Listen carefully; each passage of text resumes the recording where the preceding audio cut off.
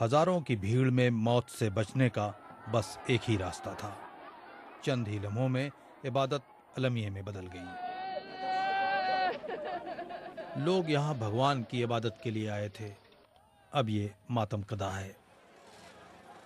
हिंदुओं के बड़े त्योहार दशहरे के मौके पर हजारों अकीदतमंद एक साथ मध्य प्रदेश के रतनगढ़ के मंदिर की तरफ बढ़ रहे थे। रास्ता तंग था। पुलिस ने लाठियां चलाई और झूठ बोल दिया कि पुल टूट गया है, और इसके पीछे जब लोग भागने लगे तो फिर से लाठियां बजाई, और उसी के पीछे जब आदमियों इकट्ठे हो गए तो आदमी एक के ऊपर एक चढ़ने लगे, पुलिस अपना भाग गया। भगदड़ में 111 से ज्यादा लोग हलाक हुए हैं। मध्य प्रदेश की हुकूमत ने तहकीकात का हुक्म दिया है। मेरे लिए इससे बड़ी दुखी करने वाली और घटना कोई हो नहीं सकती। देखिए, अब उसकी पूरी जांच होगी और जांच में जो तथ्य आएंगे उसके बाद फिर बात करेंगे।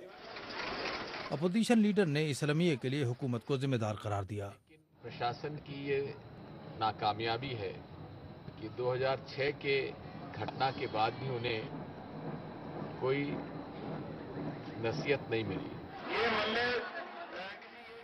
भारत में दूर दराज के इलाकों में हजारों मंदिर वाक़ हैं। मजहबी त्योहारों पर अकीदतमंदों की भीड़ बहुत बढ़ जाती है। लाखों की भीड़ में जरा सी भी गफलत रतनगढ़ जैसे अलमिये का सबब बन सकती है। Shakeel Akhtar, BBC news, Delhi.